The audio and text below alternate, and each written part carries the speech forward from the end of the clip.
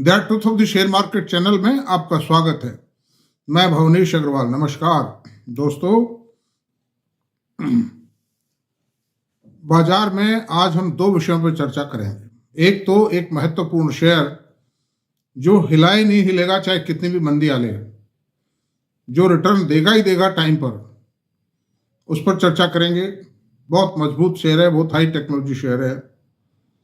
और एक हम चर्चा करेंगे जो अमेरिका ने कस्टम ड्यूटी बढ़ाई है, इसके परिणाम क्या होंगे, भारत के ऊपर किन किन कंपनियों पे असर हो सकता है, भारत को क्या लाभ होगा, क्या हानि होगी, इस पे चर्चा करेंगे। और जो आज बाजार को गिराया है, गिरा नहीं है, गिराया गया है, उसके क्या कारण हैं और क्या उद्देश्य है उस सब के पीछे, इस पर भी चर्चा करेंगे। तो अब चर्चा प्रारंभ करते हैं। उसमें यूएस ने, अमेरिका के राष्ट्रपति महोदय ने, ट्रंप साहब ने आखिरकार आयात दरों के अंदर, आयात जो शुल्क है, आयात शुल्क कह सकते हैं उसको, इंपोर्ट ड्यूटी कह सकते हैं, उसमें आखिरकार बढ़ोतरी कर ही दी है। कनाडा और मैक्सिको पर 25% लगाया है और चाइना पे 10% लगाया है। ऐसी आशा नहीं थी और उम्मीद ये थी कि हो सकता है कुछ सेलेक्ट आइटम्स पे लगा दें। इन्होंने तो यूनिवर्सलाइज कर दिया उसको, except energy, petrol, diesel and gas and crude, इनके अलावा सब पे लगा दिया उन्होंने। इसका परिणाम होगा अमेरिका के अंदर इन्फ्लेशन बढ़ेगा, वहाँ के आम नागरिक को कॉस्ट की कंजम्पशन कॉस्ट बढ़ेगी, लिविंग कॉस्ट बढ़ेगी, उपभोक्ता जो प्रोडक्शन कॉस्ट है उनके सामान की, उनको रॉ मटेरियल महंगा मिलेगा। भाई ऐसा तो है नहीं कि अमेरिका बना रहा था, जो चाइना इंपोर्ट करता है, एक्सपोर्ट करता है उनको।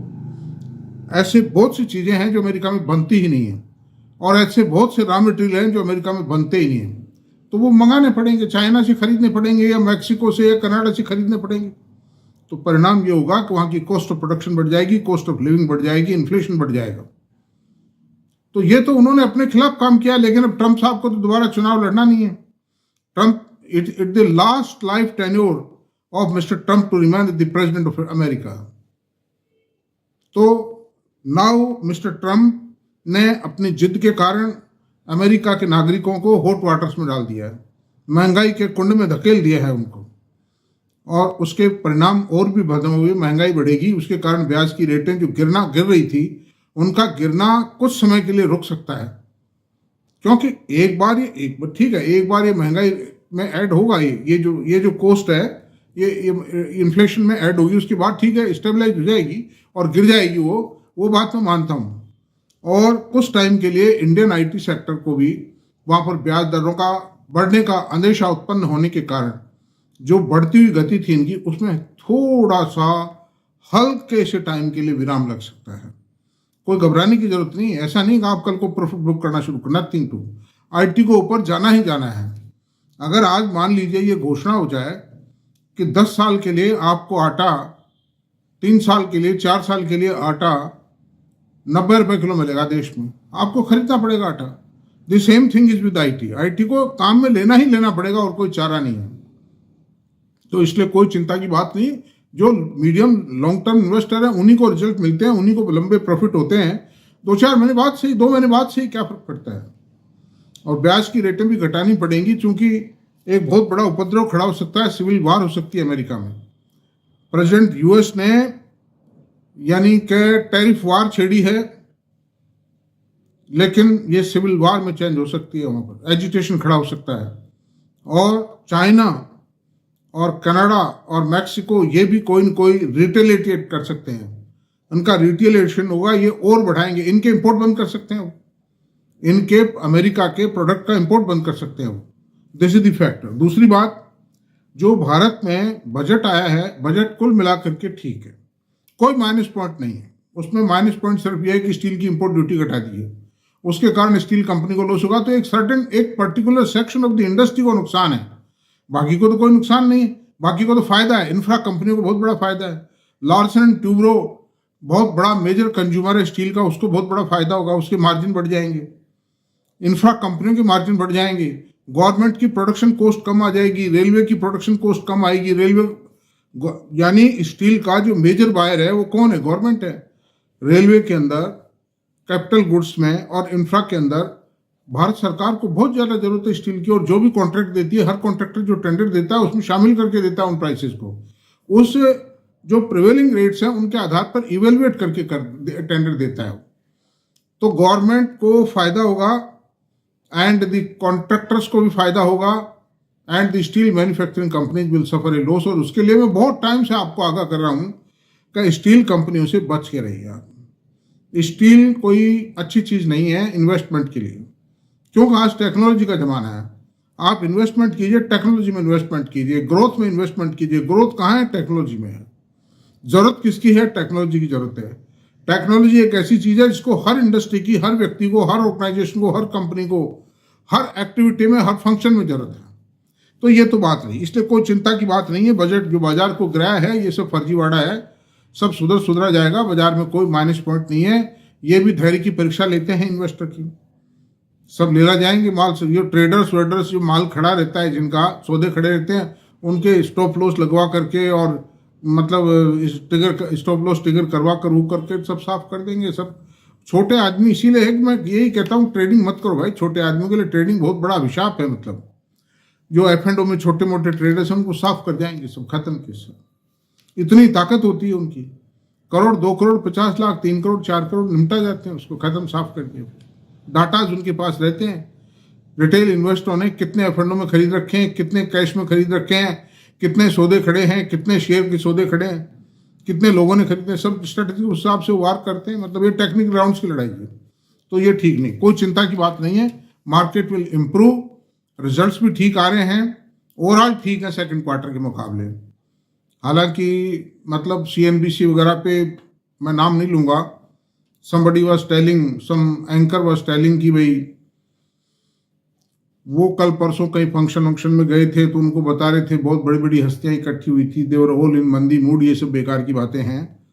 जो बड़े आदमी है ना, जो खुद जो कुछ उनको करना होता है, जो उनका असली विचार होता है, वो व्यक्त नहीं करते हैं। व्यक्त वो करते हैं जिसको एनकैश करना है उनको, जो सिचुएशन बाजार में क्रिएट करके शो करनी है, उसको एक्सप्लॉइट करना है, वो बात शो करते हैं वो बड़े आदमी। पहली बात तो बोलते ही नहीं, और बोलते हैं तो वही बात बोलते हैं जो मैं कह रहा हूं, उस तरह से कहते हैं। जो सिचुएशन क्रिएट करके और उनको शो करनी है, जिसको एनकैश करना है उन्हें, वो है। अगर वो असली बात बोल देंगे तो उनकी कमाई क्या है बताइए आप। बड़े बड़े ब्रोकर्स आते हैं टीवी पर, बड़े बड़े यूट्यूब पे आते हैं, और है क्या कहते हैं। खैर, अब हम एक ऐसे शेयर पे चर्चा करेंगे आज।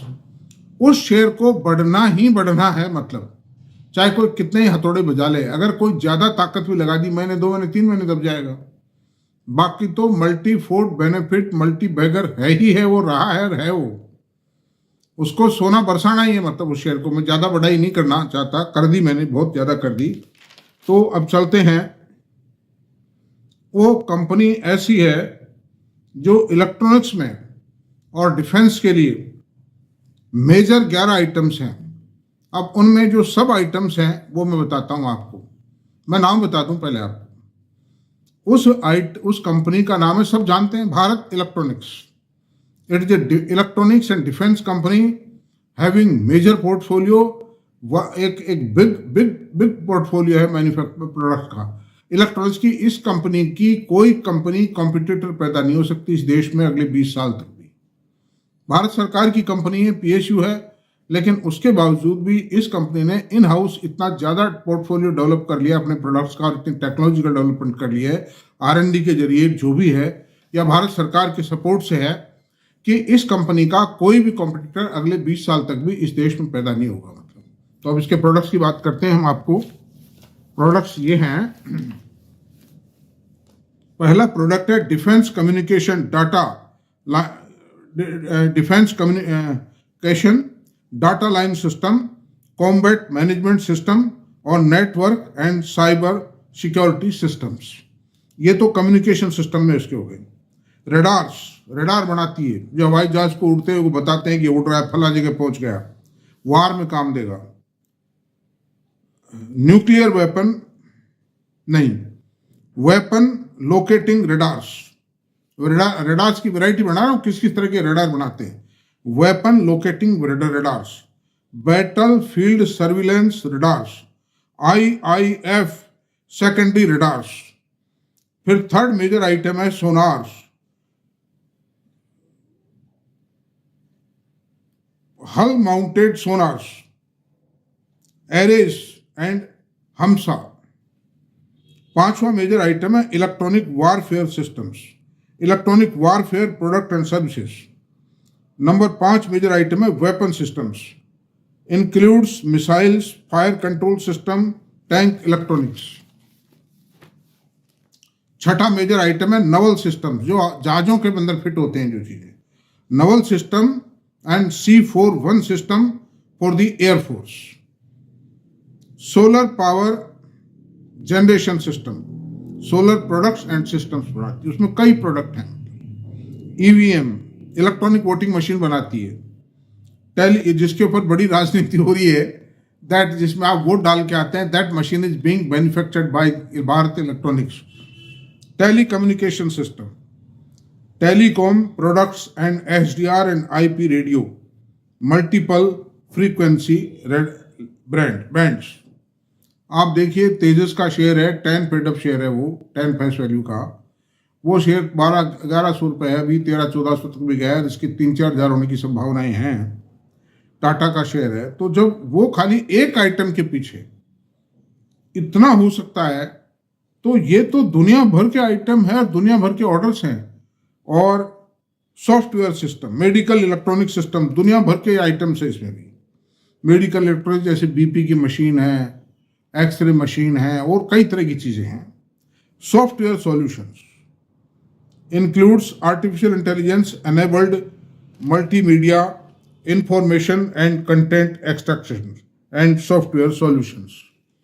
दूसरी बात, ये तो प्रोडक्ट की बात रही, और इसी कारण से इसके पास में 75,000 करोड़ के ऑर्डर्स हैं, यानी 4 साल के ऑर्डर तो एडवांस है इसके पास आज भी, और हर साल 10-15 हज़ार 20 हज़ार करोड़ के ऑर्डर मिलते ही मिलते हैं।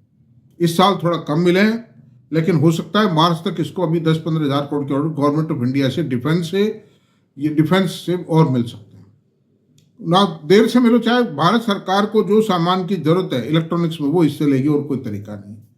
और इसके कंज्यूमर, इसके और क्लाइंट्स कौन से हैं? हिंदुस्तान एरोनॉटिक्स है, जितनी भी जहाज बनाने वाली कंपनी है, मजगांव डोक है, गार्डन है, कोचीन है, ये सब इसके कस्टमर है।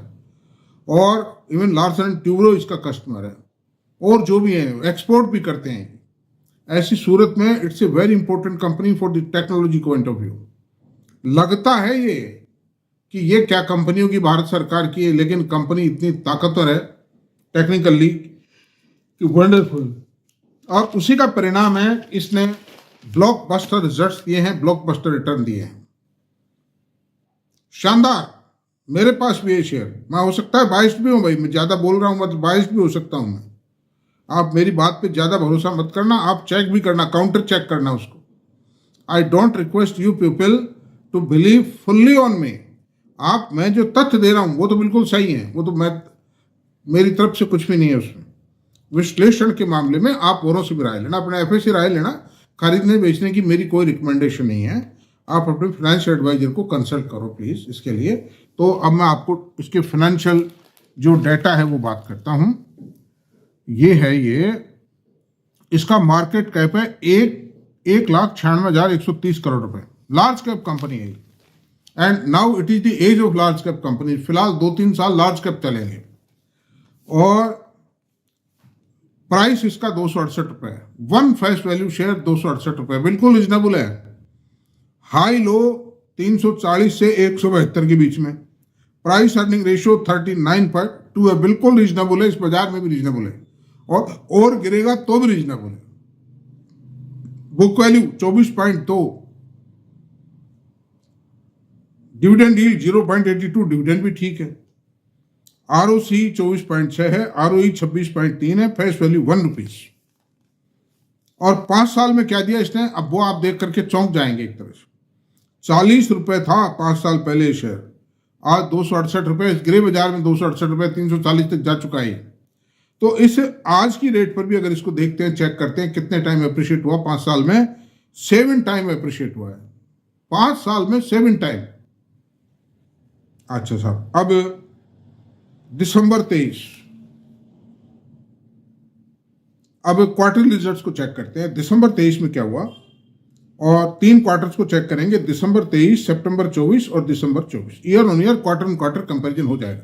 हालांकि ये सीजनल है, मार्च में आता है इसका मेजर जो सेल और प्रॉफिट है मार्च में आता है, लेकिन फिर भी बढ़ता जाता है अप्रैल से, जैसे जैसे क्वार्टर गुजरते हैं बढ़ता चला जाता है। दिसंबर में 4162 करोड़ की सेल थी। सितंबर 24 में 4605 करोड़ की सेल हुई, और दिसंबर 24 में 5771 करोड़ रुपए की सेल हुई। तो सेल में ईयर ऑन ईयर 38.65% की बढ़त आई है, और प्रॉफिट और क्वार्टर ऑन क्वार्टर 25.32 पर। ये रेयर कंपनी है, it's rare company, I tell you.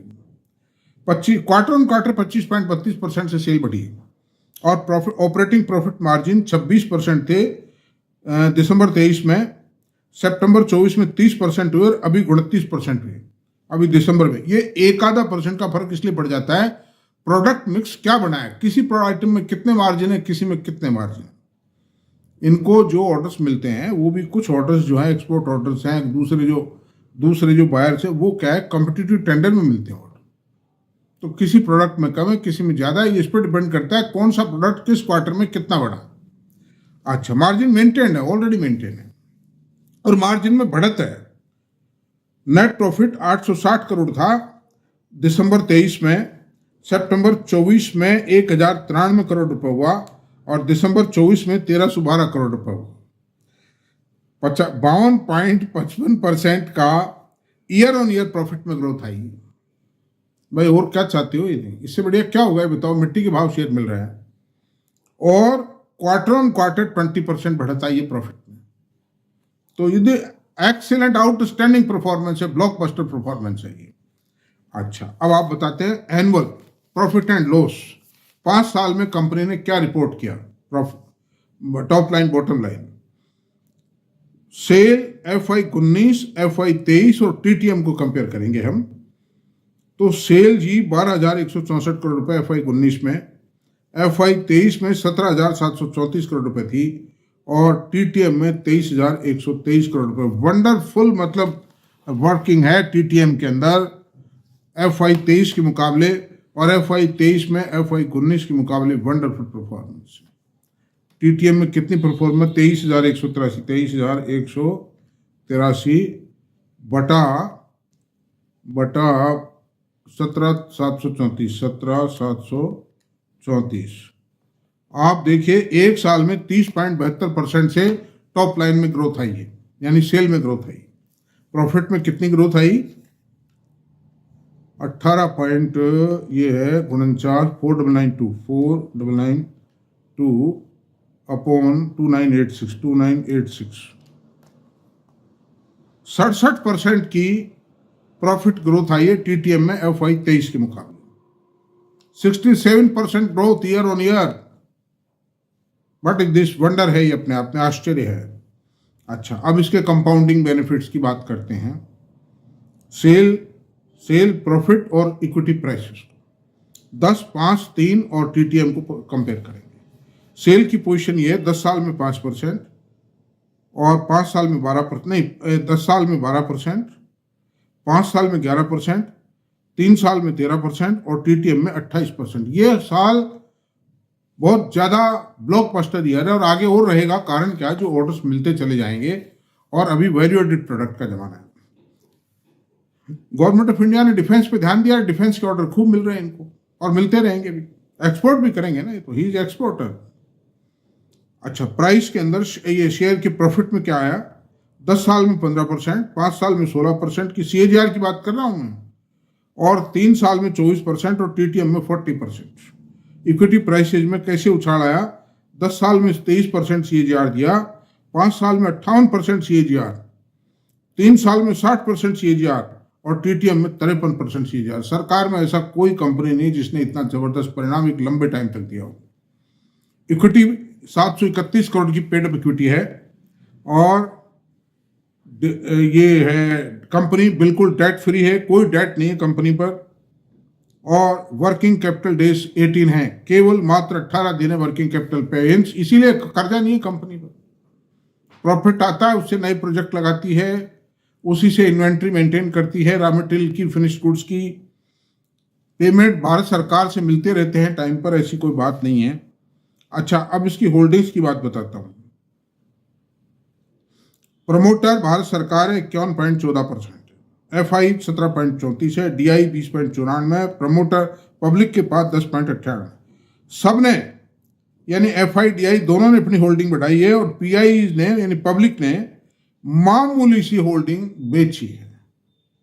Public बेचारी गरीब होती है, डर जाते हैं, छोटे आदमी होते हैं, बेच गए होते हैं, मजबूरी भी होती है, जरूरत भी होती है पैसे की, इसलिए कोई बात नहीं है।